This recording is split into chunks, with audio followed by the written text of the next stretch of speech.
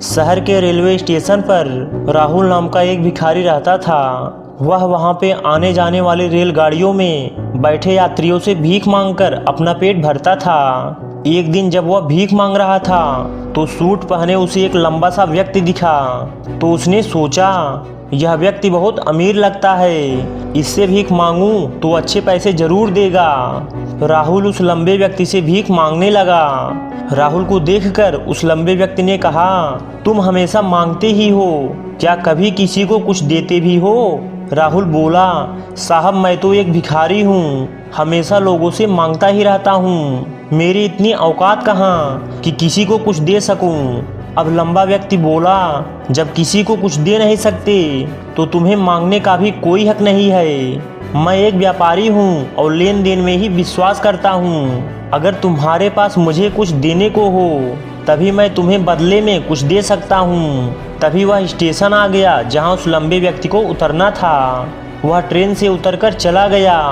इधर राहुल उसकी कही गई बातों के बारे में सोचने लगा। उस लंबे व्यक्ति के द्वारा कही गई बात राहुल के दिल में उतर गई।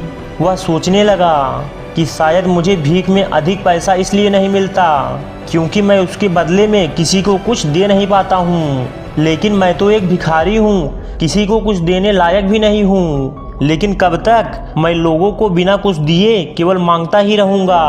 बहुत सोचने के बाद राहुल ने निर्णय किया कि जो भी व्यक्ति उसे भीख देगा तो उसके बदले में वह भी उस व्यक्ति को कुछ जरूर देगा।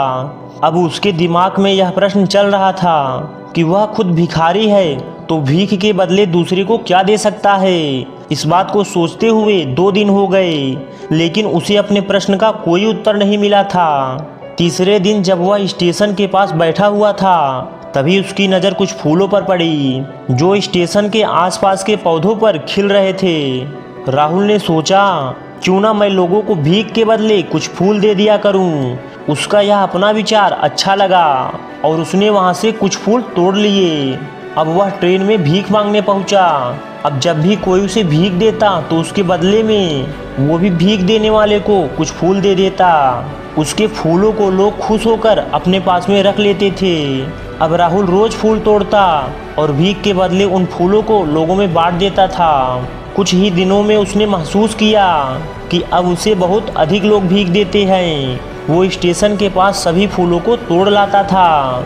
जब तक उसके पास फूल रहते थे तब तक उसे बहुत लोग भीख देते थे, लेकिन जब फूल बांटते बांटते खत्म हो जाते तब उसे भीख नहीं मिलती थी। अब रोज ऐसा ही चलता रहा। एक दिन जब वो भीख मांग रहा था तो उसने देखा कि वही लंबा व्यक्ति ट्रेन में बैठा है जिनकी वजह से उसे भीख के बदले फूल देने की प्रेरणा मिली थी। राहुल तुरंत उस व्यक्ति के पास पहुंच गया और भीख मांगते हुए बोला, आज मेरे पास आपको देने के लिए कुछ फूल है, आप मुझे भीख दीजिए तो बदले में मैं आपको कुछ फूल दूंगा। उस लंबे व्यक्ति ने उसे भीख के रूप में कुछ पैसे दे दिए और भिखारी ने उन्हें कुछ फूल दिए। उस लंबे व्यक्ति को यह बात बहुत पसंद आई। वह बोला, वाह क्या बात है, आज तुम भी मेरी तरह एक व्यापारी बन गई हो। इतना कहकर वह लंबा व्यक्ति फूल लेकर अपने स्टेशन पर उतर गया। लेकिन उस लंबे व्यक्ति के द्वारा कही गई बात एक बार फिर से राहुल के दिल में उतर गई। राहुल बार बार उस लंबे व्यक्ति के द्वारा कही गई लाइन के बारे में सोचने लगा और बहुत खुश होने लगा। उसकी आंखें चमकने लगी। उसे लगने लगा कि उसके हाथ सफलता की वह चाबी लग गई है जिसके द्वारा वो अपने जीवन को बदल सकता है। वह तुरंत नीचे उतरा और उत्साहित होकर बहुत तेज आवाज में ऊपर आसमान की तरफ देखकर बोला, मैं भिखारी नहीं हूँ, मैं तो एक व्यापारी हूँ। मैं भी उस लंबे व्यक्ति के जैसा बन सकता हूँ, मैं भी अमीर बन सकता हूँ। लोगों ने उसे देखकर सोचा कि यह भिखारी पागल हो गया है। अब अगले दिन वह भिखारी उस स्टेशन पर फिर कभी नहीं दिखा। लेकिन 6 महीने बाद इसी स्टेशन पर 2 व्यक्ति सूट पहने हुए यात्रा कर रहे थे। दोनों ने एक दूसरे को देखा तो राहुल ने उससे हाथ मिलाया और कहा, क्या आपने मुझे पहचाना? दूसरा व्यक्ति बोला, नहीं, हम लोग पहली बार मिल रहे हैं। राहुल बोला, नहीं, आप याद कीजिए, हम पहली बार नहीं 3री बार मिल रहे हैं। दूसरा व्यक्ति बोला, मुझे याद नहीं, वैसे हम पहले कब मिले थे? अब राहुल मुस्कुराते हुए बोला, हम पहले भी 2 बार इसी ट्रेन में मिले थे। मैं वही भिखारी हूँ जिसको आपने पहली मुलाकात में ये बताया कि मुझे जीवन में क्या करना चाहिए, और दूसरी मुलाकात में बताया मैं वास्तव में कौन हूँ। दूसरा व्यक्ति मुस्कुराया और अचंभित होते हुए बोला, ओह याद आया, तुम वही भिखारी हो जिसे मैंने भीख देने से मना कर दिया था, और दूसरी बार मैंने तुमसे कुछ फूल खरीदे थे। लेकिन आज तुम ये सूट वूट में कहाँ जा रहे हो और आजकल क्या कर रहे हो? तब राहुल ने बोला, हाँ मैं वही भिखारी हूँ, लेकिन आज मैं फूलों का एक बहुत बड़ा व्यापारी हूँ, और इसी व्यापार के काम से ही मैं दूसरे शहर जा रहा हूँ।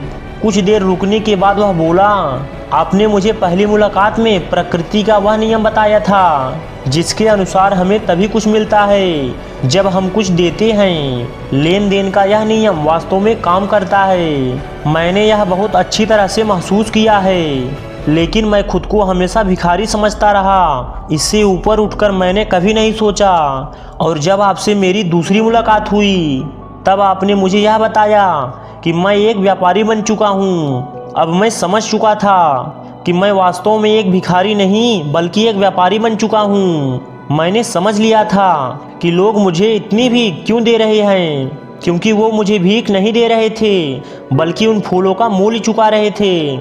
सभी लोग मेरे फूल खरीद रहे थे क्योंकि इससे सस्ता फूल उन्हें कहीं नहीं मिलता। मैं लोगों के नज़रों में एक छोटा व्यापारी था, लेकिन मैं अपनी नज़रों में एक भिखारी ही था। आपके बताने पर मुझे समझ आ गया कि मैं एक व्यापारी हूँ। मैंने ट्रेन में जो फूल बांटने से पैसे इकट्ठा किए थे उनसे बहुत से फूल खरीदे और फूलों का व्यापारी बन गया। यहाँ के लोगों को फूल बहुत पसंद है, और उनकी इसी पसंद ने मुझे आज फूलों का एक बहुत बड़ा व्यापारी बना दिया। दोनों व्यापारी बहुत खुश थे। स्टेशन आने पर साथ में उतरे और अपने अपने व्यापार की बात करते हुए आगे बढ़ गए। दोस्त, इस कहानी से हमें बहुत कुछ सीखने को मिलता है। कहानी में लंबा व्यापारी गिव एंड टेक के रूल्स को बहुत अच्छी तरह से जानता था। दुनिया के सभी बड़े व्यापारी इसी लाइफ रूल का यूज करके बड़े व्यापारी बन पाए हैं। इस फार्मूले को उसने भिखारी राहुल को बताया तो उसने इसे अपने रियल लाइफ में उतार लिया, और इसका असर उसके जीवन में दिखाई देने लगा। वह जान चुका था कि उसे क्या करना चाहिए, लेकिन अपनी छोटी सोच के कारण वो खुद को भिखारी मानता रहा। वो खुद को पहचान नहीं पाया, अपने आत्मसम्मान को जगा नहीं पाया, जिसकी वजह से वो अपनी सोच को नहीं बदल पाया। ये कहानी हमें बताती है कि यदि हम अपनी सोच बदल लें तो उससे कुछ भी हासिल किया जा सकता है। यदि हम खुद को छोटा समझेंगे तो हम छोटा ही बने रहेंगे। कहानी में भिखारी खुद को भिखारी ही समझता रहा और भिखारी ही बना रहा, लेकिन जब उसे पता चला कि वह तो एक व्यापारी है तो उसने अपना विचार बदला। अपने बारे में विचार बदलने से राहुल का जीवन ही बदल गया। उस लंबे व्यक्ति ने केवल उसका आत्मसम्मान जगा दिया था, और वह इसी कारण आज भिखारी से एक बहुत बड़ा व्यापारी बन पाया। दोस्त, ये कहानी आपको अच्छी लगी हो तो प्लीज़ इसे लाइक, शेयर और कमेंट करना, और ऐसे ही वीडियो देखने के लिए चैनल को सब्सक्राइब करके घंटी को भी दबा लेना।